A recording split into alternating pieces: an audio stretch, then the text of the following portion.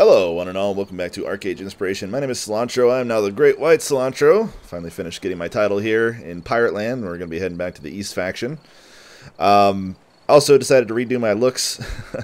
If you've seen any of my previous videos, that look that I had with the red dreadlocks and all that kind of stuff was one that I hadn't really put any effort into when I first started playing. I was in the early release and I wanted to get on and play as quickly as possible, so I just said screw it and made my character however.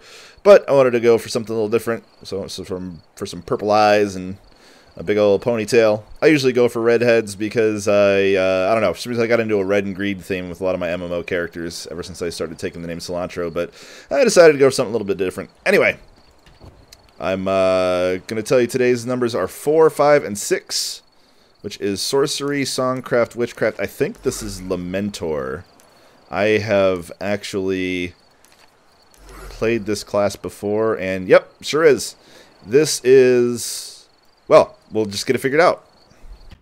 Okay, Lamentor. This class is one of a few classes that I think has some of the highest potential for raw damage output. I'm talking like glass cannon damage output, like no defense, no maneuverability. If you just want straight damage, I think Lamentor is one of the highest.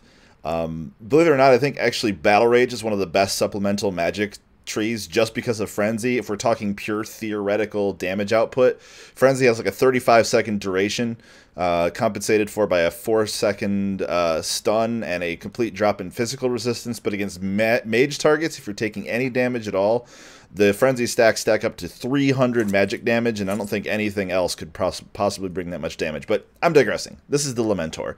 One of the things that I tried to design this build around was the interesting thing that happens when you're using Flame Bolt, which I'll get to here in just a minute. But out of Witchcraft, we only pick up Enervate because it's a high damage instant cast, relatively low cooldown spell.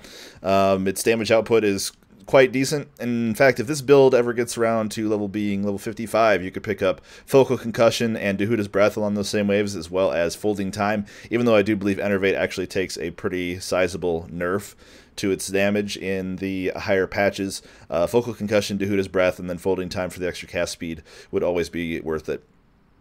Sorcery, somewhat standard package here. We have Flame Bolt, Freezing Arrow, solid high damage spells. Insulating Lens provides, of course, the damage or the defense. It's like pretty much the only defensive ability I have in this entire spec, but it just seems really silly not to have it. Magic Circle, of course, extra critical rate and magic attack. Arc Lightning, Chain Lightning, high damage spells. Passives, nothing fancy here. We have Magic Rage Boost, is always very handy. Magic Precision for extra crit, which is a pretty big focus of this build. Aaron Zip's Infusion for just raw damage, because Fireball and Frost Freezing Arrow will be doing a large amount of our damage. And of course, Mana Flurry. Supplementing the cast time reduction, we have Up Tempo. We have Hummingbird Ditty. It's unfortunate we can't quite meet with anything with Folding Time, but you know, got to make some sacrifices somewhere. Bloody Shanty can be used as a damage trinket, not only to boost your own damage, but your group's damage. If you have somebody who's constantly singing, if you have a bard in your group, this is obviously useless. But if you don't, and damage focus is needed, popping Bloody Shanty, even just for a few seconds, could be well worth it. Startling Strain provides a stun, but most importantly, it provides a 20% cast time reduction if needed. When you're moving around, this is a good idea to toss this out every once in a while, because it'll let your next Arc Lightning be cast at a very, very fast rate. Critical Discord is an insanely powerful magic damage spammable attack. It scales very well, starting off at 385 damage while scaling up 315%. Magic attack actually scales slightly better, I think, than Flame Bolt, which starts off at 0 damage and goes for 251% of your magic attack. This ability is actually very highly underrated as a damage ability. It does have a cast time, unfortunately, but if you can mitigate the global cooldown so that the cast time the lower cast time is actually better, it'll work out quite well. In addition, it does give you a 2% magical crit rate chance for 3 seconds. Not a lot, but it is there. Passives out of the Songcraft tree are mostly taken just because there's just very little else that works. Syncopation, unlikely to be really that relevant, but we take it anyway. Hold the Note and Loudspeaker, so that whenever you do use Bloody Shanty, all your allies can get it. Hold the Note, actually pretty useless, but the real reason we have all these points in here, other than, you know, up tempo and then a little bit of tankiness from Disciplined Performance, is Zeal. Zeal gives us a 5% crit rate and 75% more critical damage and critical healing whenever it triggers, whenever we get a critical hit. It's disabled if triggered too often, so you have to be very careful with that. However, Rhythmic Renewal provides you with an opportunity in an area of effect, if nobody else is using it, because I don't believe they stack, to provide your group with a very small trickle of healing, but mostly to provide yourself with a chance to critical. This triggers on either a healing critical or a magical critical, but affects both of them. So you can actually use this to trigger Zeal to give you more offensive criticals. So before a fight starts, before whatever you're fighting trash or a boss or whatever, toss down Rhythmic Renewal. Everybody that it heals has a chance to crit, and when it crits, it will trigger Zeal, and you will do a lot more damage. Really, critical hits are the main theme of this build. Zeal and Magic Precision both provide a intense amount of critical damage and critical chance, obviously. Even without good gear, let's see, we have 2% from Critical Discord, 7% from Magic Circle, that's 9, 19 from Magic Precision, and then another 5 if this is up. So 24% crit just from passives and abilities alone, not too bad. Other Glass Cannon builds will often use Occultism simply for its amazing passives. I think the best damage build is something like Songcraft Battle Rage Occultism, using the aforementioned Frenzy. Occultism is insanely good. Crit passives, and then just using Critical Discord as the offensive ability and just stacking crit and critting like mad. In fact, I've messed around with builds like that that have just done absolutely absurd amounts of damage. Anyway, I'm going to take some time to show off a few of the little tricks for this build in just a minute. Alright, one other quick note while it's on my mind. I was just messing around killing some mobs, trying to get some, get a feel for the class. I like to mess around with the class a little bit before I go right into recording. I did notice that when you're sitting under Rhythmic Renewal, not only will your critical heals trigger the aforementioned Zeal, I did confirm that that is actually possible, so no worry there, but it actually will also trigger Disciplined Performance, giving you a 30% reduced magic damage taken for 3 seconds. Not really a big deal, but hey, it's there. It might randomly save you. Anyway, one of the things that I think is very important for DPS is rotations. If you ever played, well, let's just be upfront. If you ever played WoW, DPS rotations, at least back when the game actually required skill, were a very, very important thing to make sure that you're hitting your cooldowns on time, making sure that you do everything. And one of the interesting mechanics about this game that has been around since, I think, the early alpha, is that a lot of the standard attacks you can just hold the attack button. So Flame Bolt, Mana Stars works the same way, Endless Arrows, and I think a few other attacks. You just hold the button down and it will continually cast that spell for you. If you watch very carefully when I'm about to use these Flame Bolts, you'll see that the global cooldown that prevents everything else from going is actually refreshed after the first Flame Bolt, the one that actually takes the cast time, and the other two are sort of off of the global cooldown. So if you watch here, just watch very carefully. Whoa, a Mistfiend pops right in front of my face. I will, let me just buff up here real quick. Drop these real quick. Now watch, I'm just going to hold my 1 key.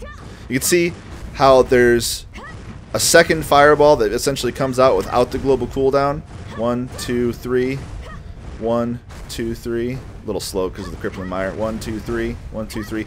You can actually squeeze in abilities that otherwise wouldn't be possible to fit in.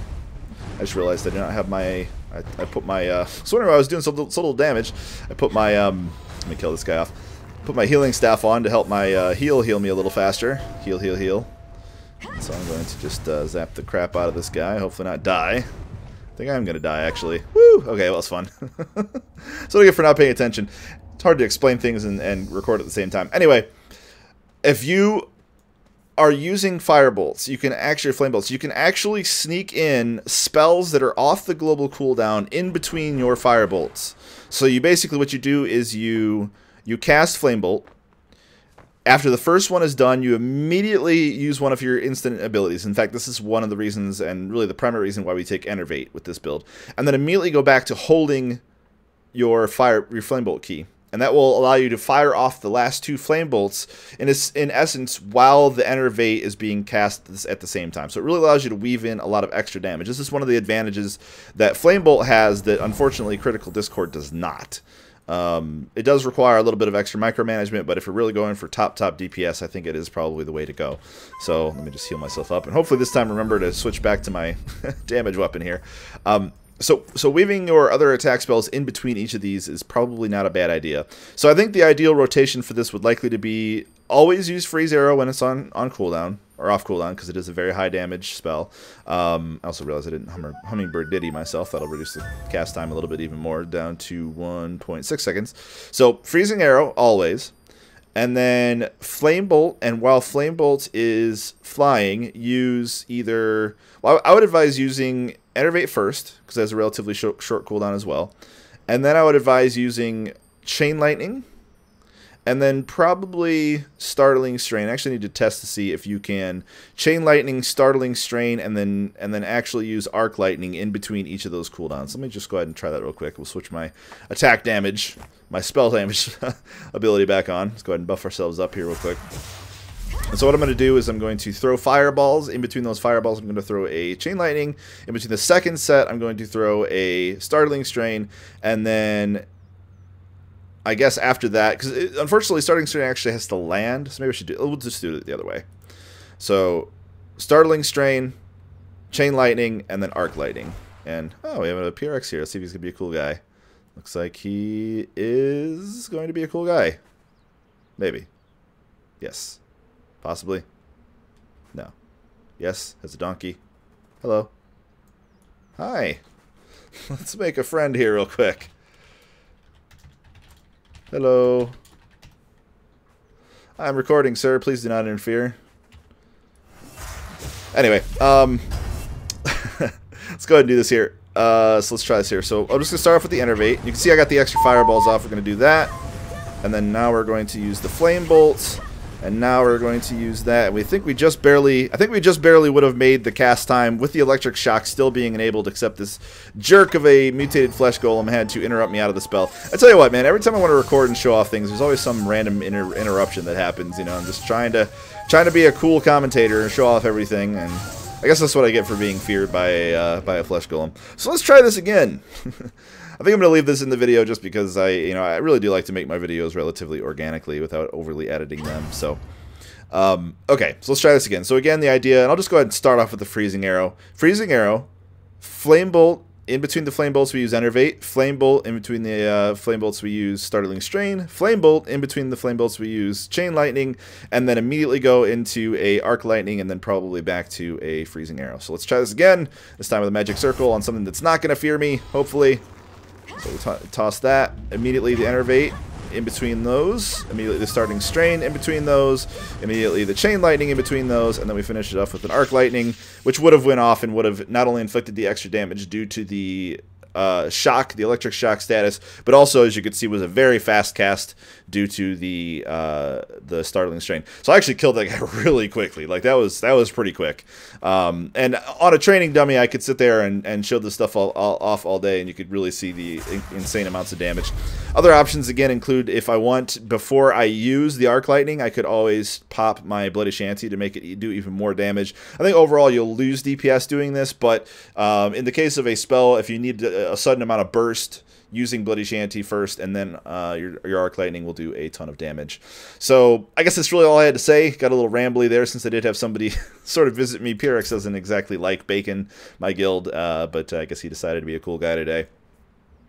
That's really all I have to say about this build. Zeal, Aaron Zib's Infusion, Magic Precision, all the really important stuff. If this build does get to go to level 55, or if you decide to play this at level 55, I would highly recommend picking up Folding Time, possibly Focal Concussion, and Dahuda's Breath as other spells that you can weave in between each of these Flame Bolts. I think weaving spells in between Flame Bolts is one of the highest DPS things you can do in this game, simply because you're essentially casting 2 spells in the same duration. Quite powerful. So yeah, that's all I had to say about the Lamentor. Thanks for watching, thanks for liking this video, and I will see you next time.